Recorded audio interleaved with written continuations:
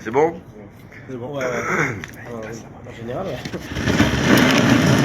Alors, tout d'abord, bienvenue à Panim Chadashot, Baruch Hashem. Vous savez, comme on a l'habitude, on va d'abord faire un petit inyan sur les Inyana de Yoma. C'est notre parashat à Shavua. On a des tellement belles parachiotes qu'on aurait bien voulu que la parashat Bereshit elle soit sur plusieurs semaines ou plusieurs mois, qu'on ait le temps de bien l'étudier, la commenter. Quand on a fini de lire parashat Bereshit au Beth Midrash à Shabbat, le Baal Koré à la fin il me fait: voilà Rav, on vient de lire 1500 ans. D'habitude, à partir de parashat Lech Lecha, une paracha elle s'étale sur quelques années, ou même pas, d'accord ou pas? Là, Bereshit et Noach, c'est sur des longues périodes. Donc parashat Bereshit, c'est depuis création du monde jusqu'à la naissance de Noach. On va essayer de parler d'un petit inyan, il n'y a pas de petit inyan, mais il y a tellement de sujets dans notre paracha, on va essayer de focaliser sur un. C'est l'histoire de Caïn et Hevel. Merci beaucoup. Caïn et Hevel, en fait, c'est un sujet qui éveille la curiosité, qui éveille la réflexion. On va voir pourquoi, mais avant ça, je vais vous lire les psukim. Il faut bien écouter ce qui est écrit. Vaihi Hevel ro'etzon ve Caïn haya oved adama. Alors déjà, comment on traduit ça? Vaihi. Voilà, donc Hevel, lui, il était berger de troupeau, et Caïn était oved adama, un agriculteur. Vaihi miket yamim, et ce fut au bout d'une certaine période, de certains jours, Vayave Caïn mi peri ha'adama mincha l'Hashem. Caïn a l'idée de faire une offrande, un korban, à Kadosh Baruch Hu. À partir de quoi? À partir de son activité. Comme c'est un agriculteur, il prend des fruits de sa terre. Très bien. Vehevel, Hevel qui voit ça. Hevi gamhu mi bechorot tsono u mechel vehen. Hevel, du coup, il voit son frère qui amène un korban. Il se dit, moi aussi j'ai envie d'amener. Et lui, donc, forcément, de quoi il amène? De ses troupeaux, puisque c'est son activité. Mais lui, à la différence, et ça c'est Rashi qui le dit sur place, en citant le Midrash, que Hevel, lui, quand il amène des troupeaux, des bêtes de ses troupeaux, il prend des meilleures bêtes. Alors que Caïn, il avait écrit Minagarua, il avait amené Minagarua. Il avait amené du lin, c'est-à-dire des fruits les plus ordinaires, les moins nobles. Et la Torah nous dit, Vayisha Hashem el Hevel ve'el minchato, ve'el Caïn ve'el minchato lo sha'a. Akadosh Baruch Hu, il va agréer le korban de Hevel, mais pas celui de Caïn. Et alors à ce moment-là, qu'est-ce qui se passe? Vayichar le Caïn me'od, vayipelu fanav. Caïn, ça le met en colère, et ça l'attriste. Vayipelu fanav. Vayomer Hashem el Caïn, Hashem, il dit à Caïn, Lama chara lach velama naflu panecha. Pourquoi tu t'es mis en colère? Pourquoi tu es triste? Makara. Alo im tetiv se'et, ve'im lo tetiv, la petach hatat rovetz. Il dit, si tu fais bien toi aussi, im tetiv, milachon tov, si tu t'améliores, c'est-à-dire toi aussi, si tu avais amené des beaux fruits, se'et, ça aurait été élevé. D'accord? Ram venissa, se'et, c'est ce qui s'élève. Ve'im lo tetiv, et sinon, si tu restes dans la médiocrité et tu amènes pour Hachem, la petach chatat rovetz, sache que la faute guette à la porte. Vayomer Caïn el Hevel achiv, Caïn dit à son frère Hevel, Vayhi biotam basade, je saute aucun mot. Et ce fut lorsqu'ils se sont retrouvés dans le champ, Vayakom Caïn el Hevel achiv vayahargeu. Caïn se lève sur son frère Hevel et le tue. Alors, déjà, plusieurs questions. Parce que sur ça, Rashi nous dit que Caïn, comme je vous ai dit, il a amené des fruits les moins bons. Hevel, il a amené mi bechorot, les meilleurs. Et en même temps, il faudrait qu'on comprenne d'où le Midrash, Rashi cite le Midrash, d'où il sait ça le Midrash? Que Hevel, il a amené les meilleurs, il a écrit mi bechorot. Il n'a même pas écrit les meilleurs, il a écrit bechor. C'est quoi bechor? Les prémices, les aînés. Ok. va dire que les aînés, c'est les meilleurs. Bon, allez. Mais en tout cas, En principe. d'où il sait Rashi, encore une fois le Midrash, que Caïn il a amené le moins bon, Hevel il a amené le meilleur. Qu'est-ce qu'il a écrit dans la Torah? Il n'a pas écrit ça. Il a écrit Vayave Caïn mi peri ha-adama, des fruits de sa terre. C'est là, de toute façon, c'est ce qu'il a lui. Il a des fruits de la terre. D'où c'est écrit qu'il a. Donc ça serait des pommes de terre. À l'intérieur de la terre. Ouais, il s'est ramené dans le Midrash qu'il a ramené Zir Epishtan, des graines de lin. D'accord ou pas? Le lin, c'est pas quelque chose de très noble. Donc, peu importe l'espèce. Mais d'où, dans Rashi, dans le Pasuk, pardon, on peut voir qu'il a amené des choses les plus simples. Et Hevel, mi bechorot sono mechelvehen. D'où on voit aussi que c'était les choses les meilleures. Alors, j'ai vu un Rav qui disait quelque chose de très beau. Il y a une Gemara qui dit que chaque fois qu'un texte de la Torah commence par le mot Vaïhi, il annonce une souffrance. Vaïhi bimé achashverosh. Megillat Esther. Ça annonce quoi? Le décret de Haman. D'accord? Le Michté, où les Juifs y sont allés, ils se sont assimilés. Et Bekitsour, toute l'histoire de Vashti, Haman, ok. Vaïhi bimé shefot ashofetim. Le début de la Megillat Ruth. À l'époque, donc, ce fut à l'époque des juges. C'est quoi le verset juste après? Vaïhi ra'av ba'aretz. Il y a eu une famine, et donc, ils ont dû quitter Eretz Israël, il y a eu toute l'histoire de Ruth, etc. D'accord? La Megillat Ruth. Vaïhi, ça annonce toujours quelque chose, la Gemara nous dit, En vaïhi ela lachon pour Anout. Pour Anout, c'est Tsa'ar. Il a fait. Oui, non, mais là, il n'y a pas, là, c'est juste un état de fait. Vaïhi ere, vaïhi boker, d'accord ou pas? Vaïomer elokim, yehi or, vaïhi or. Mais là, je parle quand un texte commence par vaïhi. Et d'ailleurs, la Gemara dit là-bas qu'il faut peut-être être un petit peu affiné. C'est pas vaïhi, mais vaïhi bimé. Vaïhi bimé achashverosh, vaïhi bimé shvat ashoftim. Ok, mais le texte qu'on retient en général, c'est que vaïhi, ça annonce la shon tsa'ar. Alors que le contraire, c'est vehaya. C'est quoi vehaya? Tous les jours, on fait le schéma. Vehaya im shamoa tishmeu. Qu'est-ce qu'on nous dit après? Si vous faites la Torah, venatatim etar artsechem be'ito, il y aura la pluie en son temps. Vehaya, la Gemara nous dit, en vehaya, et là la shon simcha. Vehaya, ça annonce une simcha. Entre parenthèses, les Chachamim nous disent pourquoi, je vous l'avais dit un jour, mais je le répète très vite. C'est qu'en fait, comment on traduit en français? Comment vous traduirez vaïhi? Alors, ce fut.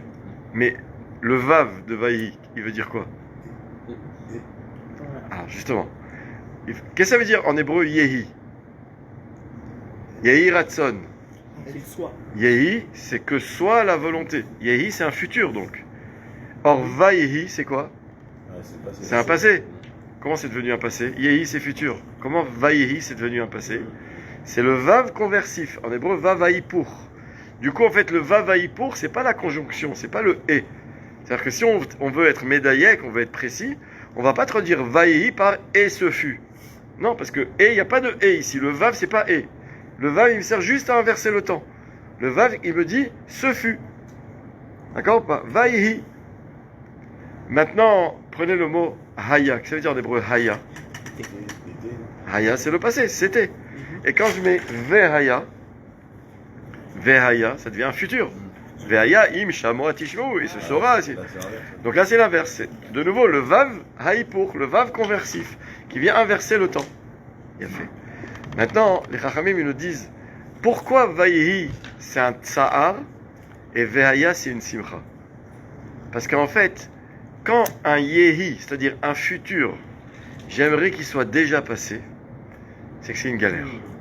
Vous avez rendez-vous chez le dentiste.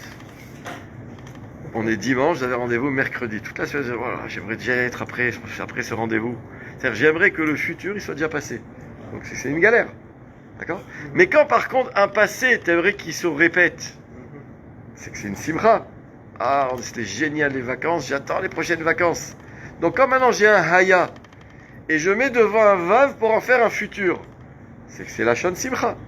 Mais quand j'ai un yehi, qui est un futur, et j'en fais un passé avec un vav, c'est que c'est la shon tsa'ar. Très bien. Alors je vais vous relire le passouk avec lequel j'ai commencé, qui nous parle de l'histoire de Caïn. Écoutez bien. Vaïhi hevel ro'etzon. On écrit Vaïhi hevel ro'etzon. Et attention, c'est pas fini. Vekain haya oved adama. De là, les Chachamim ils disent, en fait, c'est écrit ici deux choses. Quand on parle de Caïn, on introduit son activité, qui est celle de quoi? D'être un agriculteur, Caïn, par haya. Haya, c'est la simcha. Mais par contre, Caïn, Hevel, quand je veux dire qu'il était roetson, donc berger, j'introduis cette histoire par un terme qui est synonyme de tsahar. Alors en fait, les Chachamim veulent comprendre la chose comme ça. Un juif dans sa vie, c'est écrit dans les Pirkei Avot. Les olam, un homme il doit faire Yaase Adam, Torato keva ou melarto arai. Ase toratra keva ou melartecha arai. Qu'est-ce que ça veut dire? Fais de ta Torah keva, kavua, ce qui est fixe, ce qui est essentiel. Ou melartecha, et ton travail fait arai. C'est accessoire. Alors ça veut dire quoi? Ça veut pas dire qu'il faut arrêter de travailler demain, on va tous au collège. Ça y est, on fait qu'étudier, on arrête de travailler. Non. Ça veut dire en fait, quand toi maintenant, dans ta vie, tu dois travailler, t'as pas le choix. Il faut bien que tu nourrisses ta famille. Mais d'un autre côté, tu dois étudier, t'as pas le choix aussi. C'est la même chose, c'est le même devoir que tu as. De la même façon que tu dois nourrir ta femme et tes enfants, tu dois nourrir ta neshama. Pour nourrir ta femme et tes enfants, tu dois aller bosser. Pour nourrir ta neshama, tu dois aller au Beth Midrash, tu dois venir étudier. D'accord? Les deux. Maintenant, un juif, Chachamim veut te dire, Ase Toratra Keva. Fais en sorte que l'essentiel de ta vie, c'est ta Torah. Et tout le reste que tu dois faire pour nourrir ta famille, c'est... Pourquoi les Chachamim nous disent ça? Parce que les Chachamim, ils connaissent l'homme. Ils savent que sinon, qu'est-ce qui va se passer? L'homme, il va être pris par son boulot. Il va partir le matin, Yetse Adam lefaolo vela vodato ade arev, jusqu'au soir. Et après le soir, il est rentré chez lui. Sa femme lui dit, mon chéri, t'as pas étudié aujourd'hui, va étudier. Il dit, je suis crevé, j'ai pas la force. Tu te rends pas compte la journée que j'ai eue, je me suis levé tôt ce matin. Et la femme dit, allez, c'était ce qu'on s'est dit quand on s'est rencontrés, rappelle-toi. Tu m'avais dit toi que c'était important, la kedusha que ça met dans la maison, allez, sors étudier. Et le mari dit, bon allez, ça va, j'y vais. Il y va, et puis il s'endort au cours, mais c'est pas grave. Et puis ça, c'est le premier soir. Et après le deuxième soir, il me dit, ça y est, je suis allé hier, tous les jours tu vas me saouler pour ça. Et après ça fait des problèmes de shalom bayit. Et après, qu'est-ce qui se passe? L'homme, il a fait de son activité professionnelle le ikar. Toute sa vie, c'est ça. Toute sa vie. Le soir, il va au resto, il parle avec les gens de ça. Le Shabbat, il parle que de ça dans sa table. Toute sa vie, c'est quoi? C'est son boulot. Torah matehe alea. Maïma Torah. Qu'est-ce que c'est avec la Torah? La Torah, tu l'as mis Araï.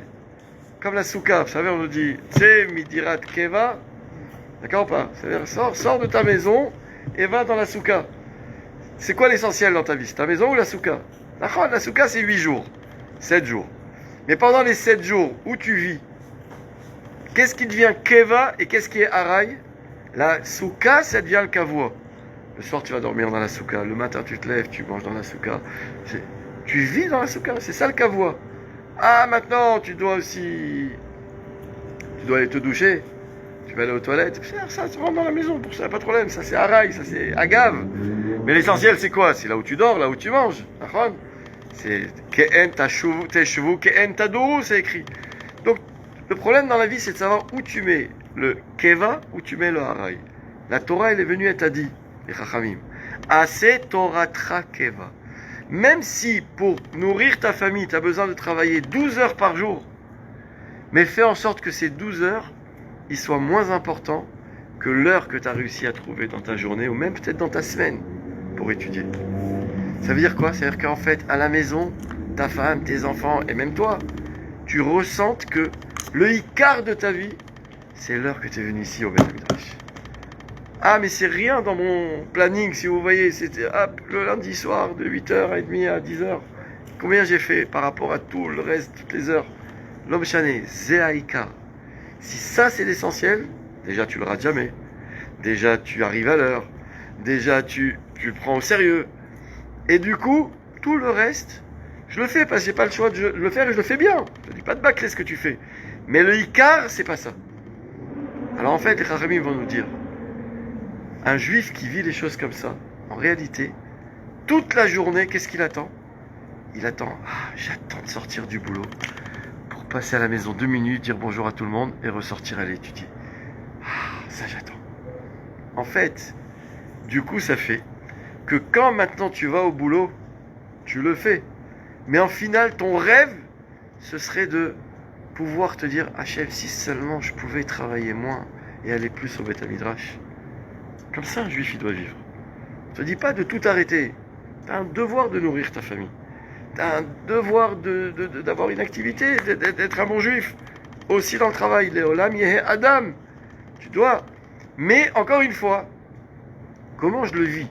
Si j'en fais toute ma vie, du coup, mon kiff, c'est le travail, et c'est mes affaires et mes rendez-vous. Et du coup, pour faire juste vie, normalement pas du temps, je viens le soir au shiur, et puis je m'endors, et puis je pars, et après, allez, à la semaine prochaine. C'est pas comme ça.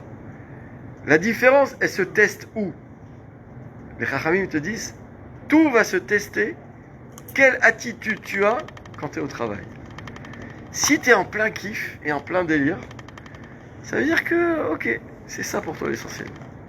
Si par contre, tu rêverais de pouvoir diminuer un peu le travail, de te dire, allez, j'aimerais pouvoir plus étudier, pas j'aimerais plus me reposer, plus être sur mon portable, plus aller me détendre, aller en vacances à l'hôtel, non, pouvoir plus prendre de mon temps du travail que je le fais, et c'est écrit dans la Gemara, elle te dit qu'Akadosh Baruch Hu, il a fait un S, que chaque homme, il aime son travail et il aime sa maison. Magnifique. Imaginez, quelqu'un il est plombier et son rêve ça aurait été d'être menuisier. Il serait malheureux toute sa vie. C'est pas ça qu'on demande. Tu dois aimer ce que tu fais. Mais même si tu dois aimer ce que tu fais, tu dois pas en faire ta vie. Ta vie, ça doit être, comme tu le dis tout le soir, Arvit, ki hem chayenu ve'orech yamenu, uvahem negei yomam balayla. Quand tu as 2 secondes, vous savez, le Rambam, il dit, ça doit être comparé à l'amour qu'un homme il a pour une femme. Vous savez, quand un homme il est amoureux d'une femme, il peut être au boulot et des fois il se surprend à rêver. Et à quoi tu pensais là? Il a un sourire bête comme ça. Ah, je pensais à ma copine, je pensais à ma femme. Imaginez, quelqu'un il est au boulot et le gars il a un rendez-vous, il dit mais monsieur vous êtes avec moi? Ah, je pensais à mon shiur. Je pensais à mon shiur d'hier soir. Comme ça j'étais comme ça, comme un fumard. D'accord ou pas? À quoi tu penses? À mon limoud. Comme ça le Rambam dit c'est ça. C'est ça aimer Hachem, c'est ça aimer la Torah, c'est ça être authentique dans Kihem Chayenu ve'orech yamenu, dans Aseh Torah Trakeva u'lartecha haray. C'est quoi encore une fois la nafkamina, c'est-à-dire quand est-ce que ça va se sentir? On a dit comment t'es dans le travail. Alors regardez, on va reprendre le pasouk. Hevel, il était un berger, mais lui quand il allait travailler c'était Vaïhi. Il le faisait parce qu'il fallait le faire, il le faisait bien. Mais son rêve, c'était de se dire, si seulement je pouvais trouver plus de temps à être proche d'Akadosh Baruch Hu. Caïn, Haya, il kiffait, lui il kiffait. Haya Oved Adama. La différence, c'est que chacun fait son métier, mais un, toute sa vie c'est son métier, et l'autre, toute sa vie c'est sa Torah. Et c'est quoi la conséquence directe, nous disent les Chachamim? C'est que quand quelqu'un, toute sa vie, c'est son activité professionnelle, va lui gratter un don. Qu'est-ce qu'il va te donner? Mi peri à Adama. Alors que va voir l'autre pour qui tout son rêve, c'est le Limud Torah. Mais il travaille. Il a une parnassa. Tu vas le voir, tu dis, je ramasse pour une yeshiva, je ramasse pour un bachur yeshiva, pour un kollel. Pour un kollel, ses yeux, il s'éclairent. Ses yeux, il s'éclairent. Pourquoi? Du Limud Torah. Je suis là. Vous avez compris? C'est ça ici. Vaïhi Hevel, comme ça ils veulent expliquer Rashi. D'où Rashi qui cite le Midrash, pas Rashi qui le dit. Rashi cite le Midrash et il te dit quoi? Il te dit Caïn, il a donné du plus simple, Hevel du meilleur. C'est pas écrit dans la Torah. Qu'est-ce qui est écrit? C'est juste écrit comment ils vivaient leur vie de chol, c'est-à-dire leur vie, leur activité. Un il est Oved Adama, l'autre il est Roetzon. Mais un, quand il est Roetzon, il le fait parce qu'il faut le faire. L'autre, quand il est Oved Adama, c'est toute sa vie. Mais là, la conséquence directe, c'est que forcément, toi, tu as donné Mi Bechorot, tu as donné le meilleur. Et l'autre, qui est Oved Adama, comme c'était Haya Oved Adama, toute sa vie, c'est ça. Alors, il a donné Mi Peri Adama. Il a fait mal. La question que les Chachamim posent, il y a 2 questions. C'est que si Hevel, pardon, il aime tellement Hachem, et qu'il veut faire une offrande, et qu'en plus il va offrir le meilleur de... Pourquoi il a attendu que Caïn le fasse pour l'imiter? Vas-y. Allez, t'aimes Hachem. Pourquoi t'attends que Caïn il aille étudier pour venir toi aussi étudier? C'est toute ta vie, c'est le limoud. Vas-y, lance-toi.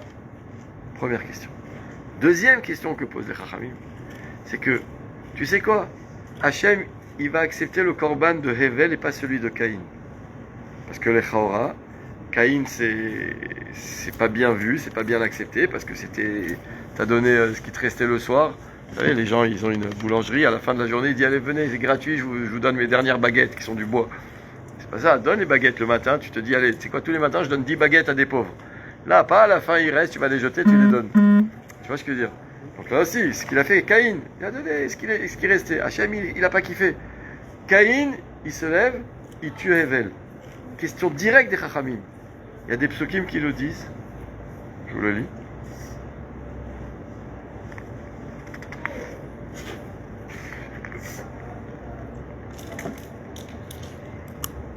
Je vais vous le retrouver.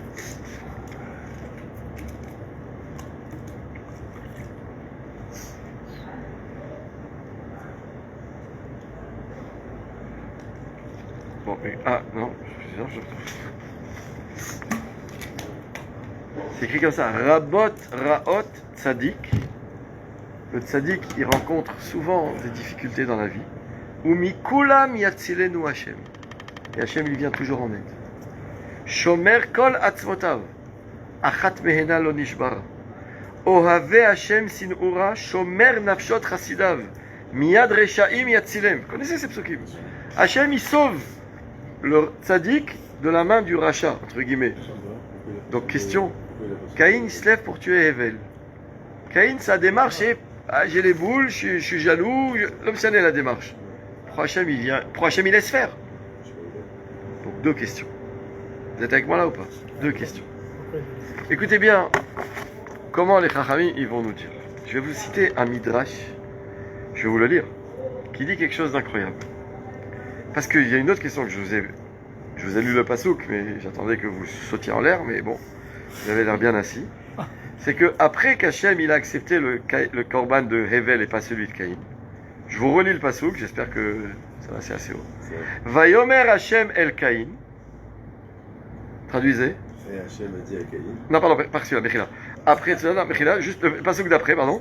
Vayomer Caïn el Hevel achiv. Traduisez. Caïn a dit à son frère. Je continue. Vaïhi biotam basade. Biotam, c'est pas biotam. Non, biotam, Ah, chez Amayou. biotam, ok. Donc quand ils se sont retrouvés basade dans le champ, Vayakom Caïn el Hevel achiv vayargeu. Caïn, son frère, il a tué. Vous n'avez pas une question là sur le pasouk? Non, mais à part le Vaïhi. Vayomer Caïn el Hevel achiv, ribono shel olam. Il a dit. Il a dit quoi? Dis-moi, Vayomer Hachem el Moshe Lemor, Daber el Bnei Israël. Chaque fois qu'il y a un Vayomer, c'est que quelqu'un dit quelque chose à l'autre. T'as écrit Vayomer Caïn el Hevel achiv, Vayi biotam basade, Vayakom.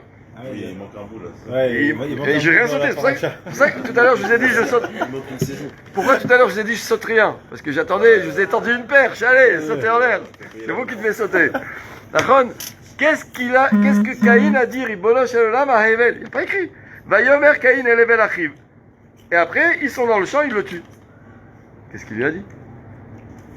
Alors, si vous Il a avez... dit quelque chose, il a tué, c'est sûr. Ouais, celui qui a dit, apparemment, on ne sait pas qu'est-ce qu'il a dit, c'est lui qui s'est levé qui a tué son frère. C'est Caïn qui s'est levé, qui est venu. Pour le tuer. Ah, bah dis-le-moi.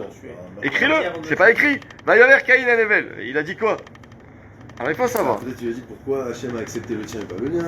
Ok, ça c'est déjà des suppositions. Mais la Torah, quand elle dit Vayomer Hachem el Moshe Lemor, elle me dit ce qu'elle lui dit ou pas? Donc si elle écrit Vayomer Caïn el Hevel, la Torah elle devrait me dire qu'est-ce qu'il a dit. Si elle dit pas, Il n'y a pas c'est écrit. quelque chose. Donc si elle dit pas, c'est quoi? Alors je vais vous dire que ça veut dire quoi. Alma hayu medainim.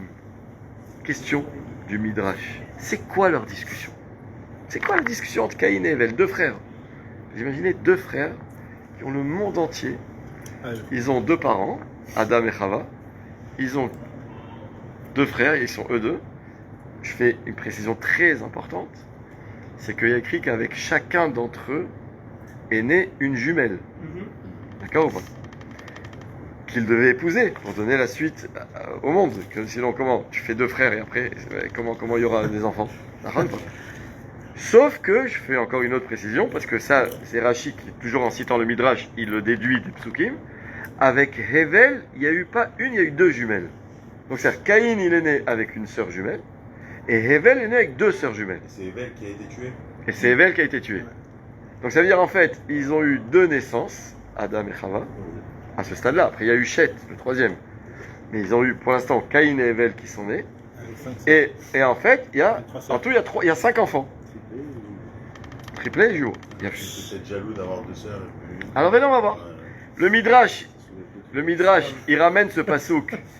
Va yomer Caïn el Hevel achiv. Il te dit, s'il y a écrit que Caïn il dit quelque chose à Hevel, il faut qu'on sache qu'est-ce qu'il lui a dit. Donc, question du Midrash, de quoi il parle? De quoi parle-t-il entre eux?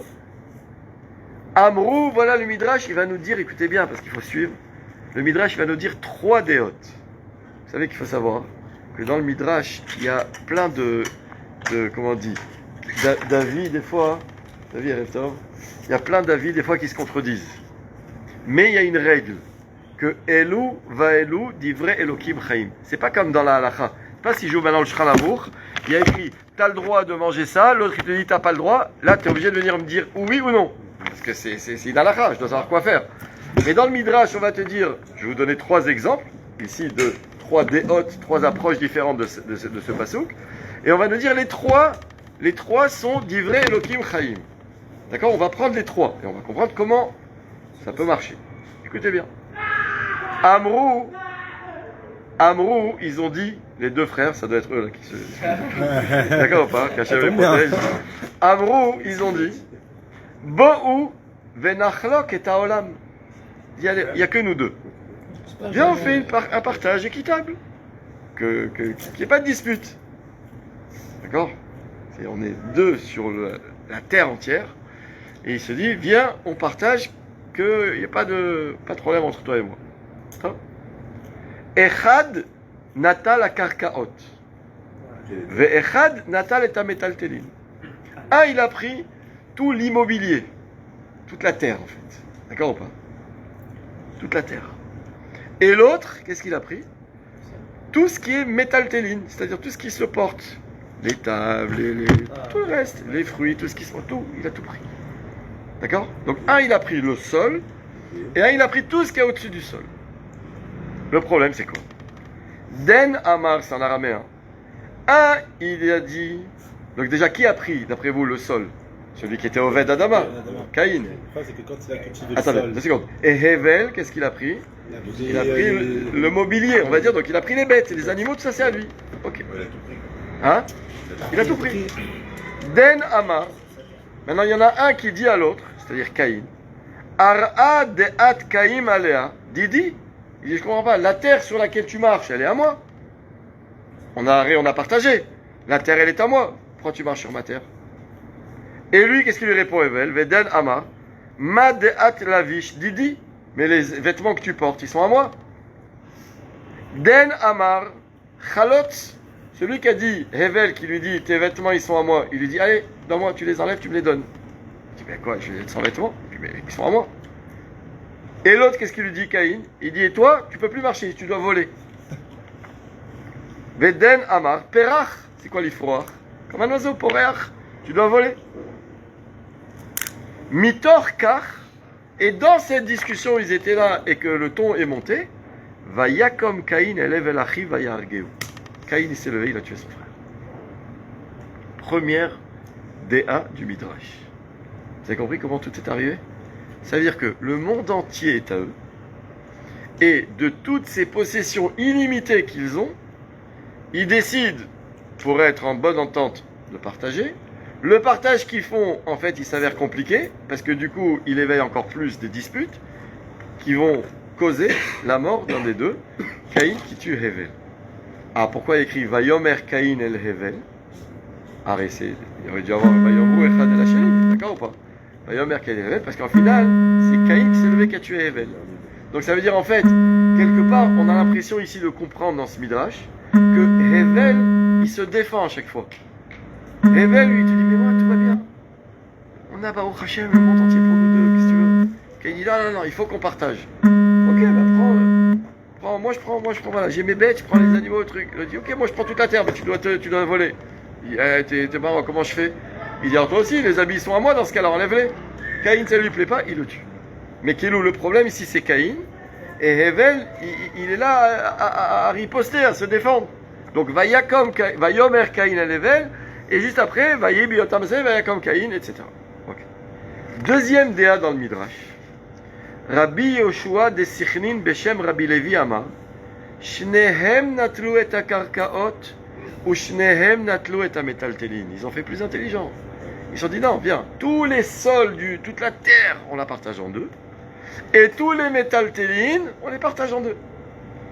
Donc déjà, je ne peux pas venir te voir en te disant la terre sur laquelle tu marches, elle est à moi. C'est à toi. Et toi, je ne peux pas venir, tes habits sont à moi. C'est à moi, d'accord ou pas? Il a fait meurtre. Alors, il était où le problème? Ve alma ayu medainim, le Midrash demande. Et là, c'est déjà plus fin. Et la ze omer, écoutez bien, bitroumi bet hamikdash nivna. Ve ze omer bitroumi bet hamikdash nivna. Les deux, ils disaient, il n'y a pas de problème, on a tout partagé en deux. Le Beth Midrash, il va être construit où? Moi, je veux que ce soit chez moi. On se dit, moi aussi, je veux que ce soit chez moi. C'est pour ça qu'il a écrit après, Vaihi biyotam bassade, quand ils étaient dans le champ.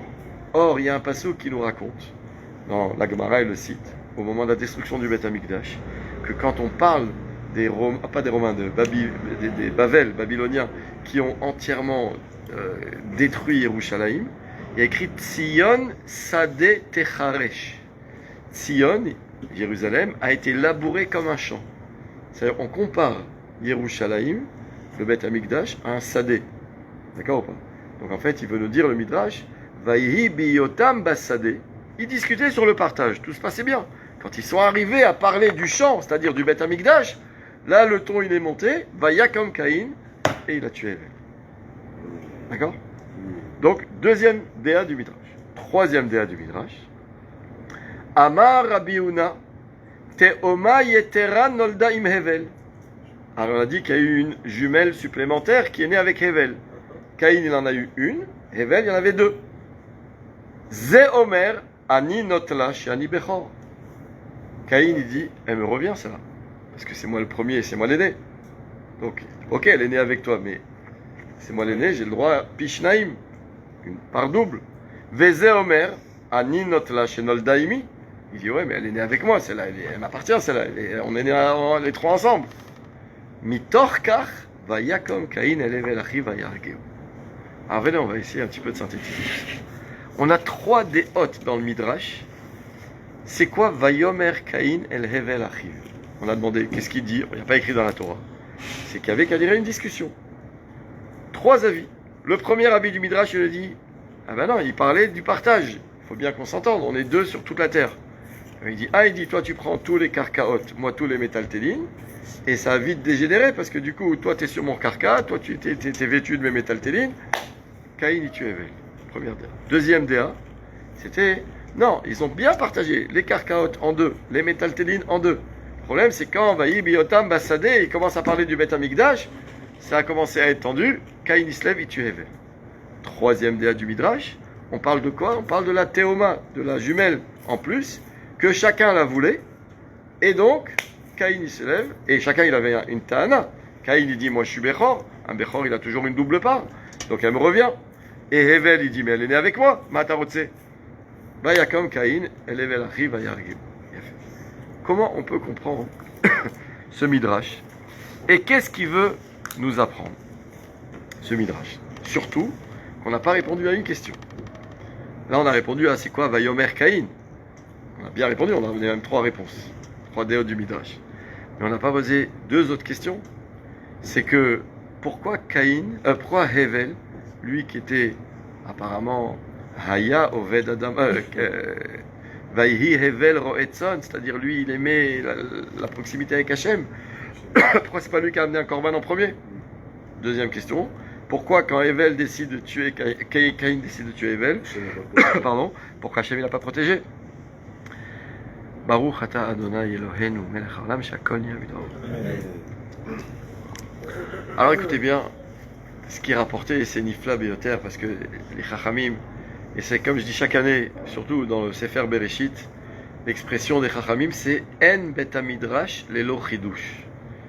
Ça n'existe pas que deux juifs ils s'assoient pour étudier et qu'il n'y ait pas un Chidush dans leur limoud. Il y a toujours quelque chose de neuf. Chaque année, on étudie Parashat Bereshit, et chaque année, on découvre comme si c'était la première fois qu'on l'étudiait.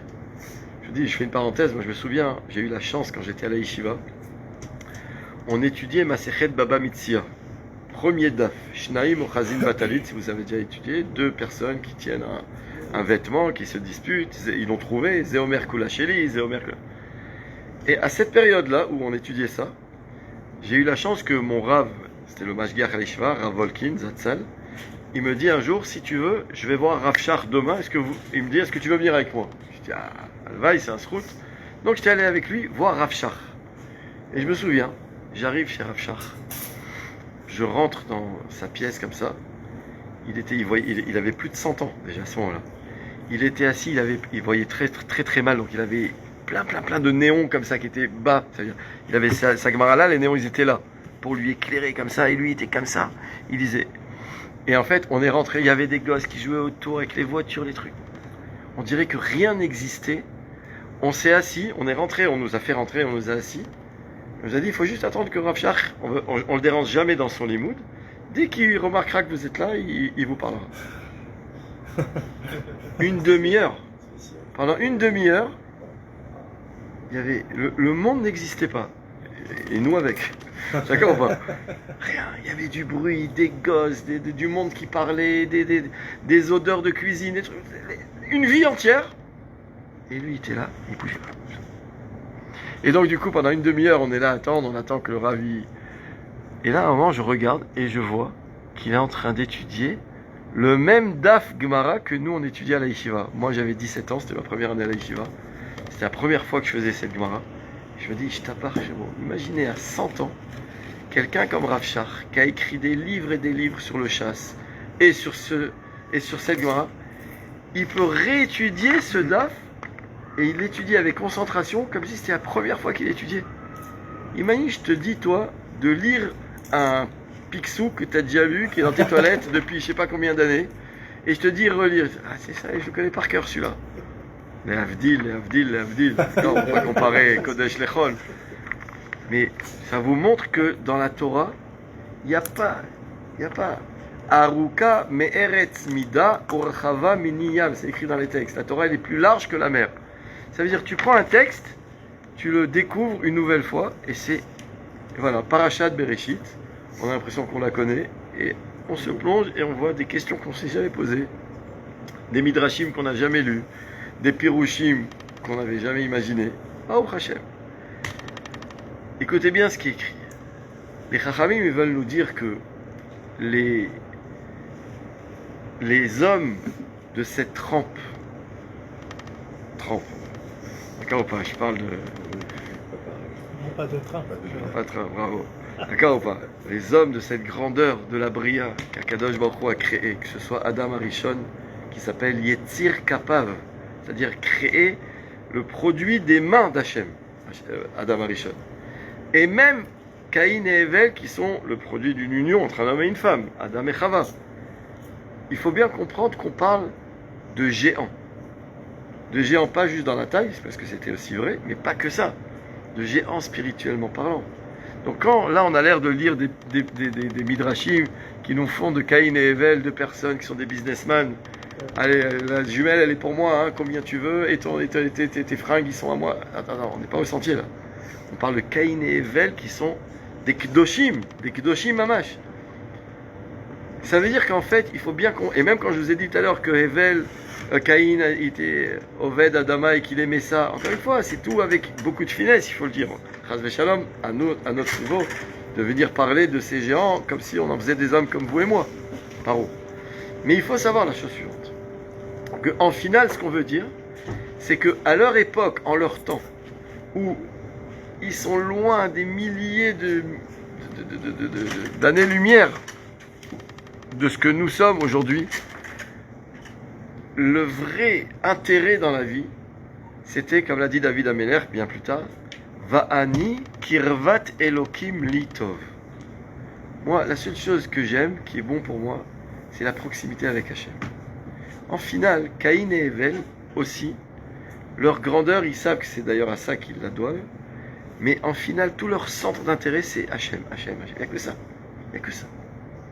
Maintenant, Adke Dekar, que c'est écrit dans les Midrashim, que déjà en ces temps-là, même si on est loin de Matan Torah, c'est 2000 ans après, d'accord ou pas?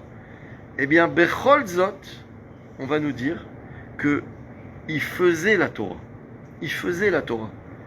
Ça va tellement loin que, par exemple, on va nous demander à l'époque de Yaakov Avinu qui faisait la Torah, comment il avait pu épouser 2 sœurs. Si on pose la question, c'est que on pourrait dire, bah, j'étais avant Matan Torah. Quand on va nous dire que Avraham Avinu, on se demande comment il a pu manger Bassar Bechalav quand il a demandé à Sarah dans 2 semaines, Parashat Lech Lecha, il a demandé de le préparer pour les Malachim. On rentre dans des pilpoulim de halakha super intéressants, mais on parle de quoi? On est avant Matan Torah, tu me parles de la viande et du lait, est-ce que c'était Bichlal interdit? Et en plus la question c'est qu'il a servi aux Malachim.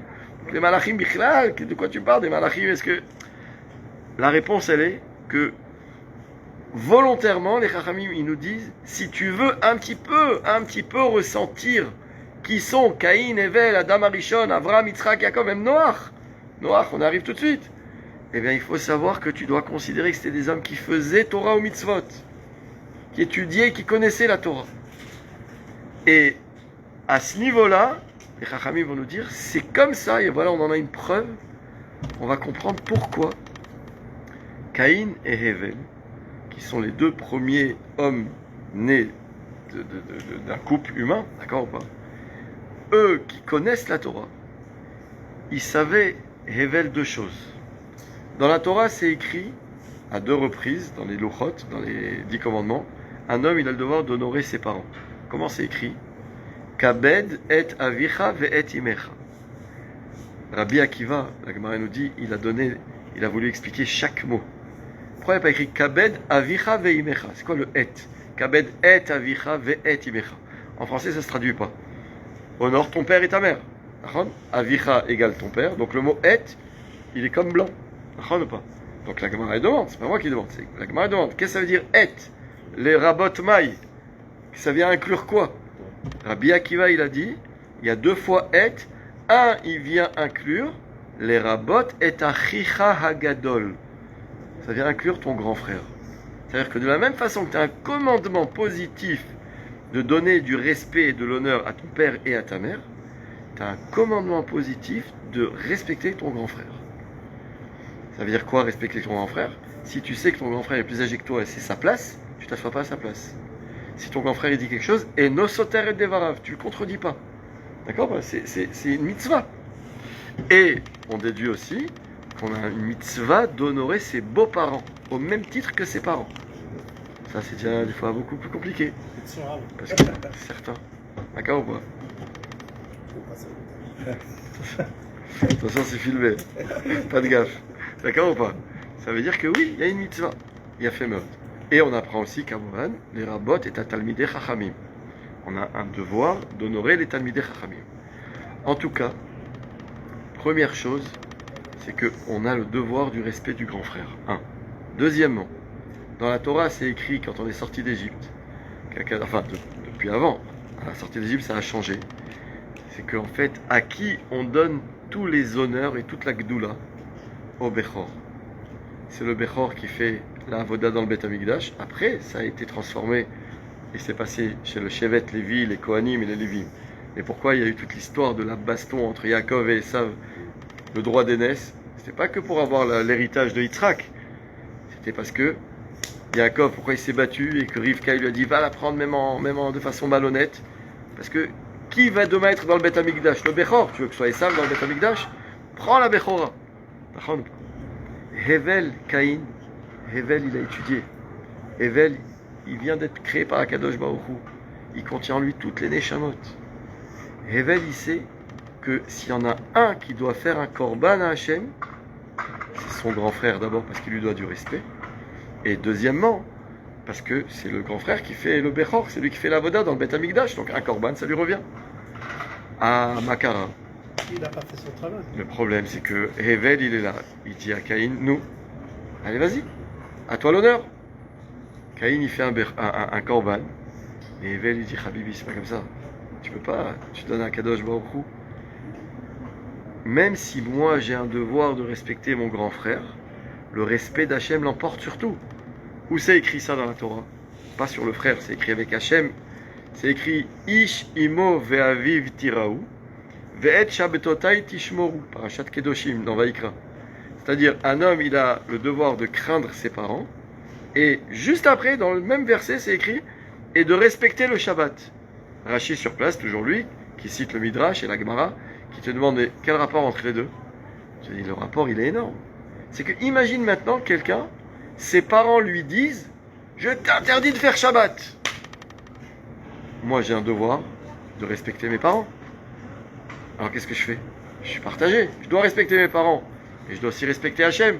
Donc, en deux mots, quand je mets sur le plateau de la balance, ici, j'ai le respect des parents, le respect d'Hachem qui l'emporte. C'est ça qui est écrit. Ish imo ve'aviv tiraou. Vadaï, un enfant, il doit respecter ses parents et craindre ses parents. Mais quoi qu'il y ait, quoi machéyé, ve'et shabtotai tishmoru. Ça veut dire que Rachid dit là-bas, le Lachon est très beau, c'est que de la même façon que toi tu dois me respecter, dit Hachem, tes parents aussi doivent me respecter. Donc ça veut dire en fait, toi tu dois me respecter, atkama que le respect, tu dois respecter tes parents, atkama que le respect pour tes parents, il te repousse pas mon respect, le respect que tu me dois. Mais si c'est le cas, les parents tu les mets de côté. Du coup, il y a des questions qui sont modernes, qui sont super intéressantes. Combien de fois on va voir un rave pour lui demander j'aimerais épouser une fille, mes parents ils veulent rien savoir. Ils veulent pas entendre parler d'elle. Qu'est-ce que je fais, rave? J'aimerais manger cachère, mais mes parents ils veulent pas que je ramène à la maison une vaisselle cachère.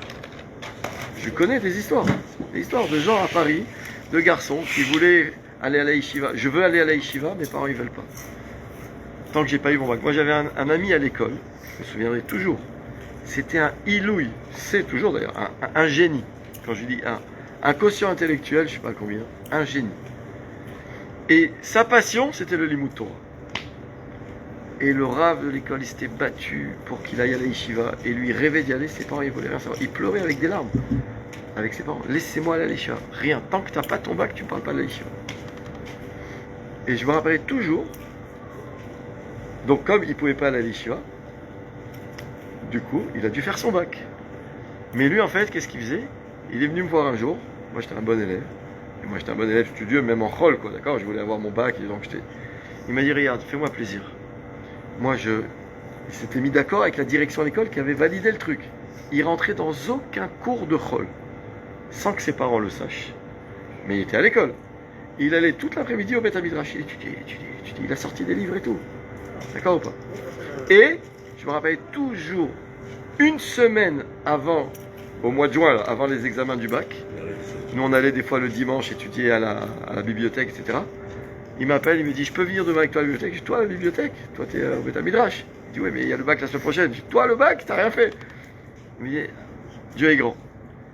Il était venu avec moi, il m'a dit, explique-moi ça, explique-moi ça. Je lui avais fait tout le programme en 2 après-midi. Il a eu le bac avec mention.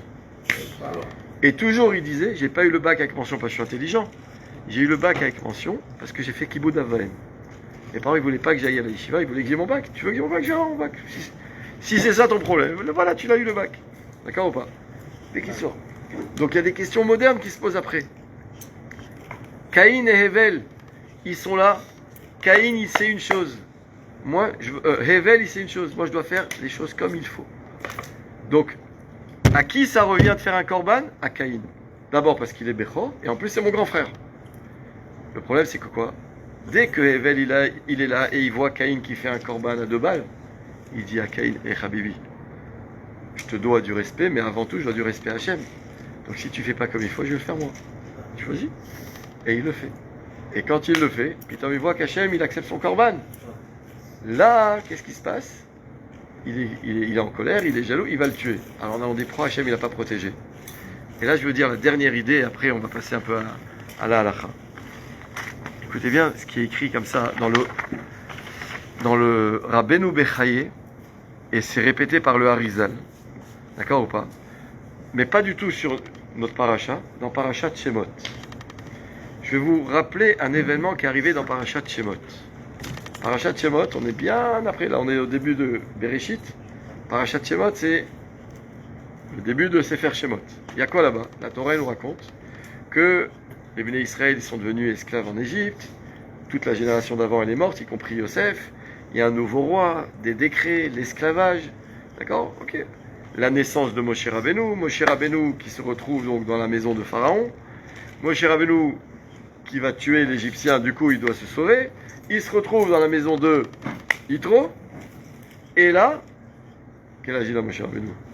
80, 40. Là, il est tout petit. Et non, là, il a grandi comme un nourrisson dans la maison de Paro. D'accord? Et d'un coup, on nous parle de Moshe Rabbeinu quand il a 40 ans. Quand il a 80 ans, pardon. D'accord? Tout ce qu'il a fait au milieu, on ne sait rien. Le Midrash, il va donner plein de déotes. Ok. Maintenant, Makoré, qu'est-ce qui se passe? Akadosh Baruch Hu, il veut, Igi Azman Geoula Trem, le moment de la Geoula, il est arrivé. Il faut savoir, quand le moment de la Geoula arrive, Hachem, il ne traîne pas. Vous avez vu, quand les Khatoufim, ils devaient sortir, est-ce qu'on aurait pu imaginer, une semaine avant, que avant Simchat Torah, il serait dehors? Les 20. Les 20. Ça, c'est, la Géoula, ça va être comme ça. Quand ça va arriver, tac! Pitom, c'est écrit comme ça. Pitom yavo elechalo. Pitom. Pitom, c'est quoi Pitom? Soudainement. D'accord ou pas? D'un coup, ça va arriver. Je t'abarre chez Moulad. Entre-temps, on n'y est pas encore. Mais là, qu'est-ce qui se passe? Le moment de la Géoula des Béné Israël d'Égypte arrive. Hachem, il met en place tout ce qu'il faut. Notamment, Moshe Rabbeinu. Comment Hachem s'adresse à Moshe Rabbeinu la première fois? Il s'adresse à lui à travers la vision du buisson ardent. Pour rappeler l'histoire. Il voit un feu et le buisson qui ne brûle pas, qui n'est pas consumé. Écoutez bien ce que nous dit le Harizal. Comment c'est écrit là-bas dans la Torah? Ou Moshe haya roe etzon lavan etzon Yitro. Moshe était le berger des bêtes, donc de son beau-père Yitro. Ce qui est bizarre, c'est quoi? C'est ce terme du passé. Il était le berger. Dis-moi, il est le berger. Il est berger. C'est le berger des bêtes de son beau-père. Et il se balade et un jour, en train de faire pâturer, brouter les trucs, d'accord, il voit le buisson et continue. Moshe était le berger de... Le Harizal, il te dit, mais je vais te dire, parce qu'en fait, Moshe Rabbeinu, nous dit le Harizal, Hu Gilgulo shel Hevel ben Adam Arishon. Moshe Rabbeinu, c'était le Gilgul de Hevel. Et donc, on va nous dire que Moshe, il était le berger, on va te dire, parce que Moshe, c'est le premier berger de l'histoire. Oui. Puisque Hevel, c'était le berger. D'accord ou pas? Donc, en fait, c'est pour ça qu'il y a un passé. Kvar odaticha ki hu gilgulo, shegam hu haya roe leshavar. Ça, c'est le Harizal. Kemo shema rakatuv, vayihi Hevel roe tzon. Mais, Amrou Rabotenu Zal, je vous lis le Harizal, les Chachamim nous ont dit, qui Hevel, Hetzitz Bashchina. Imaginez un petit peu la scène.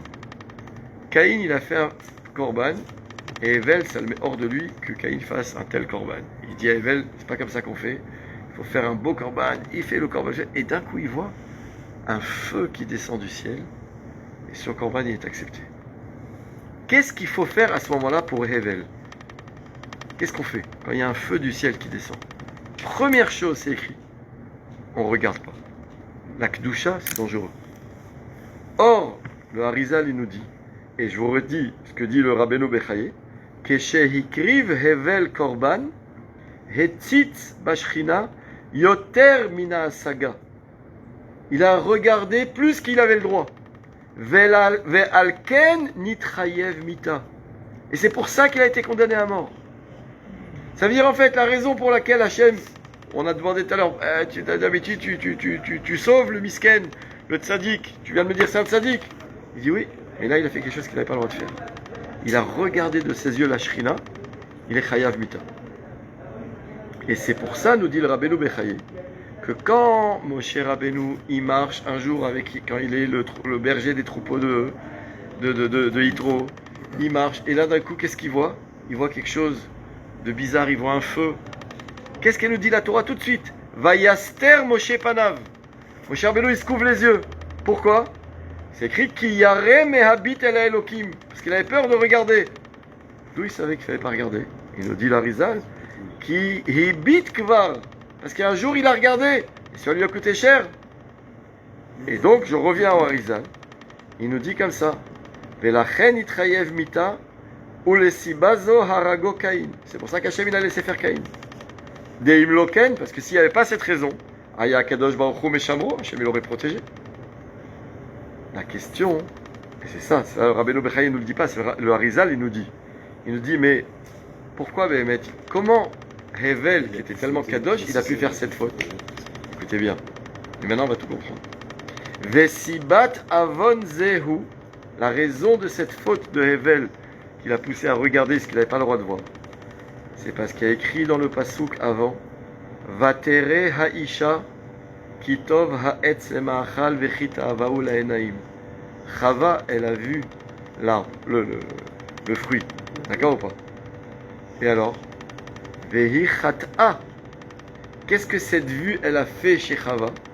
C'est que du coup, elle a vu, elle s'est dit, je vois pas le problème, elle prend elle à manger. Et donc, Garma libna hevel lachato be'enav. Elle a causé que du coup, Hevel, il était fragile dans ses yeux. Et il va fauter lui aussi par le regard. Et donc, Moshe sheaya gilgul Hevel asher pagam pareya veitzit lachen tikenhu beastarat panim basene ki yare mehabit. Donc en fait, il y a Chava qui a fauté parce qu'elle a vu un regard qu'il n'avait pas le droit de voir et on va l'expliquer tout de suite. Ça a causé du coup que son fils Hevel, lui aussi, il va fauter en voyant la Shrina, il n'a pas la retenue de savoir qu'il faut tourner le regard. Du coup, Moshe Rabbeinu, qui est le Gilgul de Hevel, du coup, qu'est-ce que lui il fait? Il sait que, attention, il est en danger là-dessus. Donc dès qu'il voit quelque chose où il y a de la Kedusha, il tourne les yeux. Et quelle est la preuve que Moshe Rabbeinu il a fait le Tikkun? C'est qu'ensuite, qu'est-ce que nous dit après? On va nous dire que Veha'ish Moshe Anav Me'od Mikol Adam Asher Al Pene Adama. Et qu'est-ce qu'il y a écrit là-bas? Que Moshe Rabbeinu il avait sur son visage une lumière qui faisait que personne ne pouvait regarder Moshe. Vous avez compris comment ça se passe? Ça veut dire que tout vient de la faute de Chava. Ça a une incidence sur le comportement de Hevel, qui va mourir à cause de ça. Moshe Rabbeinu, qui est son Gilgul, fait le Tikkun. La preuve du Tikkun, c'est que du coup, personne ne peut regarder le visage de Moshe tellement il est rayonnant. Voilà toute l'histoire. Et là, les Chachamim vont nous dire que c'est la raison pour laquelle Moshe, c'est le Tikkun, le Gilgul de Hevel. C'est que Béhémet, à l'origine, il y a écrit dans le Zohar, Akadosh Baruch Hu voulait donner la Torah par l'intermédiaire de Moshe Rabbeinu, de Adam Arishon. Adam Arishon. Mais pourquoi d'Adam Arishon? Parce que Adam, il contenait en lui cette neshama de Hevel qui va être celle de Moshe. Le problème, pourquoi Hachem il n'a pas donné? Parce qu'Hachem il a dit, si déjà j'ai donné à Adam Arishon un interdit, ne mange pas du fruit, et ça n'a pas tenu, je peux quand même pas lui donner 613 mitzvot. Ça passe pas, ça marche pas. Ou pas. Mais il y a écrit dans le Zohar qu'Hachem il voulait donner, si c'est pas bon avec Adam, bien on va donner par Hevel. Parce que ce qui a dérangé dans Adam, il y avait Caïn et Hevel. C'était ça les deux antipodes. Caïn c'est celui qui a tiré vers, comme on l'a dit. Mais Hevel c'était vraiment Moshe Rabbeinu, qu'on donne par lui. Et il y a écrit dans le Zohar que dans Hevel, il y a un remez que Hevel contenait en lui la Torah. C'est que le He de Hevel, c'est quoi? 5. Chamisha Chumshe Torah. La Torah commence par quelle lettre? Bereshit. Et elle finit par quelle lettre? Les Enekol Israël. He, c'est les Chamisha Chumshe Torah. Le Bet, c'est la première lettre. Le Lamed, la dernière. Hevel, il avait toutes les raisons de pouvoir lui recevoir la Torah. Sauf que il a fallu attendre Moshe Rabbeinu, parce que lui, Moshe Rabbeinu, il a fait le tikkun de la Reïa. Et là, je vais finir tout ce développement, si on veut, en expliquant donc la chose suivante. Et maintenant, vous allez voir comment tout se comprend. Tout le problème de la vie, ça c'est toujours une Mishnah dans Pirkei Avot qui nous dit, qui fait que un homme va passer à côté de sa vie, c'est ce que les Chachamim appellent par 3 mots. Hakin'a, hata'ava, ve'hakavod, motzi'im et ha'adam min ha'olam. C'est quoi kin'a? La jalousie. Ta'ava, les désirs. Kavod, les honneurs. Quand un homme, il est pris dans la vie par la jalousie, il vit plus. Il vit plus. Vous savez, Rashi nous dit que dans la Torah, il y a 2 façons de dire le pauvre. Ou Ani, ou Evion. Matanot la Evionim. Evion. C'est quoi la différence entre Ani et Evion? Rashi, il nous dit quelque chose de magnifique. Il nous dit parce que Ani, c'est un pauvre objectif. Il n'a pas 2 repas d'avance. Il est pauvre. Evion, Rashi nous dit, Evion, c'est Mishemit Ave l'école d'Avar. Evion, si ça se trouve, il est très riche. Avalo Misken. Pourquoi? Parce qu'il a toujours envie de plus. Quelqu'un qui est jaloux de ce que l'autre possède, en finale, il est misken. Il vit pas. Il vit pas. Quelle vie tu as quand tu regardes toujours ce que l'autre il a? Mais regarde ta bagnole, elle est magnifique. Oui, mais regarde l'autre, il a une voiture plus belle que la mienne, ça me rend malade. Il vit pas. Akin a, ou bien Tava, c'est quoi Tava? Les désirs. Les désirs. Je veux toujours plus. Je veux toujours ça. J'ai ça. Yesh lomane rotse mataim. T'as 100, tu veux 200. Le gars, il vit pas. Fais à kavod, les honneurs. Tu veux toujours être reconnu. Tu veux toujours... Regardez ce qu'il a fait Trump pour avoir le prix Nobel de la paix. Trump, il est l'homme le plus honoré au monde. On est d'accord? Tu ne peux pas rêver plus de kavod que vous avez vu. Il est venu à la Knesset, il y avait un bouquet de fleurs, il aurait parlé 3 heures, tout le monde aurait été là. Ah, il y a bientôt Shabbat ou Yom Tov. Tout le monde était là et tout le monde applaudit. Tu ne peux pas avoir plus de kavod. D'accord pas? Où il a mal? Je veux le prix Nobel de la paix. Qu'est-ce qui te manque dans la vie? C'est comme ça. Le kavod, ça peut tuer. Ça peut tuer. Je vous avais dit un jour ce qu'il nous avait dit Rav Shapira dans un shiur. Je le dis très vite parce que j'adore cette idée. Qu'en fait, en réalité, c'est pas 3 défauts distincts. C'est toute l'histoire de la vie de l'homme. Un bébé, il a toujours la kin'a. Le défaut du bébé, si on peut appeler ça un défaut, c'est un instinct, c'est la jalousie. Comme je dis toujours, mettez 2 bébés, un en face de l'autre, un avec une tétine, l'autre sans tétine. Celui qui n'a pas de tétine, il va vouloir arracher la tétine à l'autre. C'est normal. Pourquoi? D'où c'est normal? Pourquoi c'est normal? Elle est à lui, elle n'est pas à toi. Kin'a. Si tu n'aides pas le bébé à grandir dans ça, en lui apprenant, non, tu ne touches pas, c'est pas ta tétine, elle est à lui. Qu'est-ce qui va se passer? Il va devenir adolescent. Tava. Parce qu'il y a un âge où ça se fait plus d'avoir de la jalousie. Je sais pas, je viens te voir, je t'arrache ton truc. Non, je le kiffe, il est. Tu peux pas faire ça à l'école. C'est pas un langage sociable, d'accord ou pas? Donc, c'est en moi. C'est la jalousie, c'est le désir. Je veux, j'ai envie. Et quand ça, tu n'as pas travaillé ça, tu vas voir, des fois tu peux voir des gars à 50 ans, ils sont encore dans les gadgets, ils vont s'arrêter les derniers trucs. Ça y est, c'est fini, quoi. Je veux dire, tu passes à autre chose dans la vie. Non, le gars, il s'est jamais travaillé. Mais il y a un âge où ça se fait plus, ça aussi. Alors qu'est-ce qui se passe? Kavod. Kavod, ça marche jusqu'au dernier souffle. Des fois, vous voyez dans les synagogues, des vieux comme ça, on leur a pas fait kavod, on leur a pas donné la haftara. Quoi? Tu vas faire total. T'as envie de lui dire,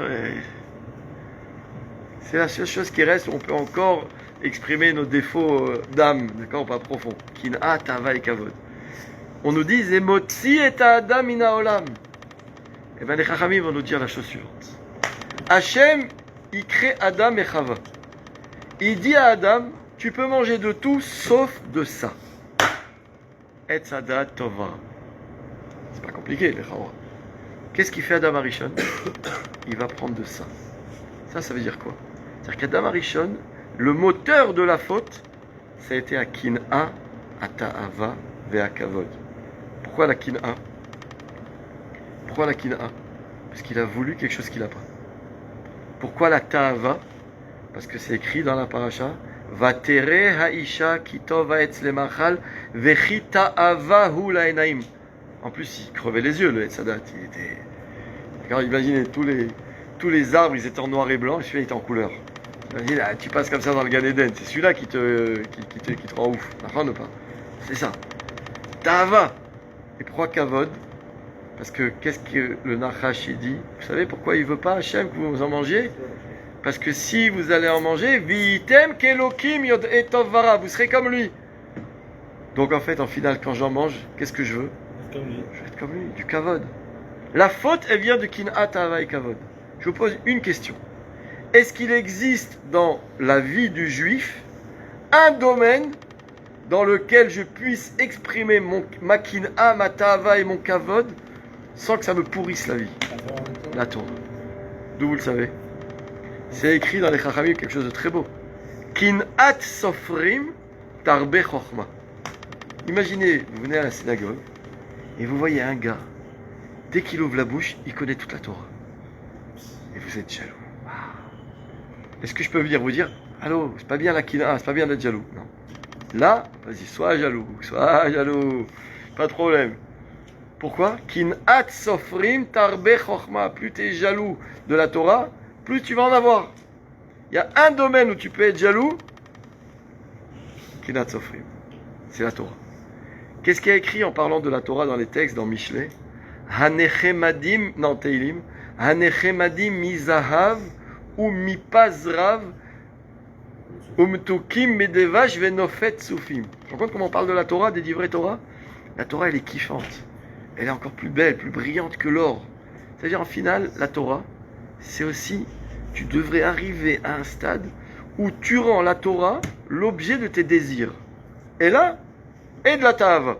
Et de la Ta'ava dans la Torah. Dans la Torah. Et plus tu auras de la Ta'ava dans la Torah, plus tu grandiras dans la Torah, c'est permis. Vous savez ce qu'il disait Rav Shach? Rav Shach, il disait comme ça, c'était tellement beau. On a lu pendant toute la période de Elul et les Yamim Noraim, jusqu'à Hoshana Rabbah, Achat Shalti Me'et Hashem Ota Vakesh. Ouais. Les David Hashem Orivishi. Qu'est-ce qu'il disait David Amelech? Achat Shalti Me'et Hashem Ota Vakesh. Shivti Bevet Hashem Kol Yemechayai Lachazot Benoam Hashem Ulvaker Be'echalo. On raconte qu'un jour il y a un élève de Rav Shach qui est venu le voir en lui disant, Rav, j'ai un problème. Baruch Hashem, ma famille elle a grandi. Moi je suis au collège, j'étudie du matin au soir, je gagne 2000 shekels. J'arrive plus à nourrir ma famille. Et là j'ai une proposition d'arrêter d'étudier, mais je peux vraiment bien gagner ma vie et je viens. Rav Shach il a écouté. Il a dit, j'ai de la peine. Il dit, pourquoi vous avez de la peine? Il dit, j'ai de la peine pour ton Olam Hazé. Il dit, non, vous vous trompez, vous dites, pour mon Olam Haba, parce que quelqu'un qui étudie pas, il a moins de Olam Haba que celui qui étudie. Il dit, l'Olam Haba, si tu vas travailler pour la parnassa, pour nourrir ta famille, tu l'auras l'Olam Haba. Mais ton Olam Hazé, c'est quoi l'Olam Hazé? C'est d'aller bosser. Il y a un plus beau Olam Hazé qu'être assis devant sa Gemara. Voilà, Rav Shach, comme je vous ai dit, il était là pendant une demi-heure, il n'entend rien de ce qui se passe autour de lui. Olam Hazé, les ta'avot, le plaisir, le désir de ce monde, ça doit être la Torah. Là, c'est nos limites, tu peux y aller. Ça, c'est Kin'a, ça, c'est Ta'ava, et c'est quoi Kavod? Il y a écrit que En Kavod est la Torah. Le vrai Kavod, c'est la Torah. Il n'y a pas de Kavod, c'est pour ça qu'on doit du Kavod au Talmid Chacham. La Gemara va jusqu'à poser une question intéressante. Imaginez un vieux, un Talmid Chacham, un grand rave qui connaissait toute la Torah, puis en vieillissant, il est malade, il oublie tout. Est-ce qu'on lui doit du Kavod ou pas? Non, mais c'est quoi la question? C'est que, si toute la raison pour laquelle on doit Kavod à un homme, c'est pour la Torah qu'il a en lui, puisqu'il n'y a plus de Torah, pourquoi tu devrais du Kavod? Donc on comprend bien que tout le but du Kavod, c'est la Torah. S'il n'y a pas de Torah, quel rapport avec le Kavod? Alors la réponse c'est oui. Mais pourquoi oui? La Gemara elle est magnifique, la réponse. Elle te dit parce que quand Hachem, il a donné les deuxièmes tables de la loi à Moshe Rabbeinu, il lui a dit tu vas les mettre dans le Aaron, mais tu mettras dans le même Aaron aussi les débris des premières tables. Ah, tu pourrais dire quel rapport? C'est des bouts de bois, des bouts de pierre, je veux dire. Il dit non. Là, ce qui a un jour contenu la Torah, continue à la contenir. Donc, même si cet homme, l'Oaleinu, il est malade, il a tout oublié, Chayavim bichvodo. La Torah, elle véhicule le kavod. Donc, Kin'a, Ta'ava et kavod, il n'y a pas de problème tant que c'est dans la Torah. Si c'est dans la Avera, Motzi'im et Adam ina olam, c'est la faute d'Adam Arishon. C'est pour ça que le Midrash, il vient, il te dit, qu'est-ce que Caïn et Hevel, de quoi ils discutaient? Qui a causé que Caïn se lève et tue Hevel? Qu'est-ce qu'il répond le Midrash? Je te dis, forcément, s'il peut y avoir quelque chose qui va causer une mort, un crime, c'est qu'il y avait de la kin'a, de la ta'ava et du kavod. Alors bon irait, quel kin'a, quel ta'ava, quel kavod? Je te dis, kin'a. On a partagé le monde en deux. On a partagé le monde en deux. Tu veux quoi, ma chemise? Tu veux le lopin de terre sur lequel je marche? Qu'est-ce que tu veux que je vole? Ça, c'est la kin'a. Ta'ava, c'était la sœur. La deuxième sœur, c'est les désirs. Kavod, ah, tu veux le Beth Amikdash chez toi? Voilà les trois avis du Midrash. Ils se contredisent pas, ils se complètent. Ils veulent te dire que même dans la faute de Caïn et Hevel, enfin l'histoire de Caïn et Hevel, il y avait un problème de kin'a, ta'ava et kavod. Tout ça pour nous dire que tout se répète. La faute de Adam et Chava, ça a été kin'a, ta'ava et kavod. La faute de Caïn, ça a été kin'a, ta'ava et kavod. Et toute l'histoire après dans le désert des fautes du Bnei Israël et toutes nos petites faiblesses de tous les jours, c'est des fois souvent aussi kin'a, ta'ava et kavod. Donc ça veut dire, c'est là qu'il faut se travailler. Il faut se dire comment, on ne peut pas supprimer la kin'a, mais on peut la canaliser. Tu veux être jaloux de quelque chose, tu as un sentiment incontrôlable, alors va au Beth Midrash. C'est pour ça qu'il y a écrit Im pagar becha menuvalze, la Gemara dit dans Masechet Sukkah, si tu marches dans la rue, tu te fais agresser par le Yetzer Hara. Voilà, c'est ça. Qu'est-ce que tu fais? Le Yetzer Hara, il te dit, ah, regarde, là, j'ai une belle avéra à te proposer juste au coin de la rue. Qu'est-ce que tu fais? La Gemara te dit, Moshrehu le Beth Midrash. Tu dis, ah, j'ai pas le temps, je cours au Beth Midrash. Mais il est agrippé à toi, c'est pas grave, tire-le avec toi. Et il y a écrit, Im evenhu, s'il est de pierre, dès que tu passes la porte, Nimoach, ils font. Im barzelhu mitpotset. S'il est en fer, il explose. C'est-à-dire, dès que tu rentres dans le Beth Midrash, tu dis, ah, Choussal. Vous savez qu'on a écrit, d'accord, pas le Mechabel Choussal, il a été neutralisé. Voilà, d'accord? Éliminé. Voilà. Vous voulez éliminer l'ennemi public numéro 1 qui s'appelle le Yetzer Hara? Au Beth Midrash. Parce qu'au Beth Midrash, c'est le seul endroit où même la kin'a, la ta'ava et le kavod, quand ils sont dans la Torah, ils sont safe. Tu risques rien. Vous avez compris? Allez. Razak. Allez, venez. Alors là, j'ai pas amené le Mishnah Berurah qu'on fait d'habitude.